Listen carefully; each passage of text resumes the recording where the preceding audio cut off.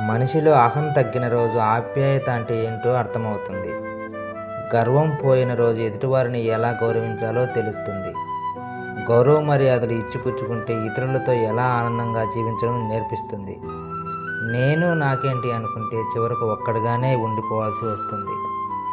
1000 గోవుల మంద ఒకే చోట ఉన్నా దూడ ఖచ్చితంగా తన తల్లిని వెతుక్కుంటూ ఎలా వెళ్ళగలదో, మంచి చెడు పుణ్యం పాపం మనం చేసే కర్మ ఫలితాలు కూడా అలాగే మనల్ని వెతుక్కుంటూ వస్తాయి. మనకు కష్టం వస్తే చాలు, మంచి వాళ్ళకి అన్ని కష్టాలు వస్తాయి అంటారు తప్ప తాము ఏమైనా పాపం చేశామేమో అని ఒక్కసారి కూడా అనుకోరు.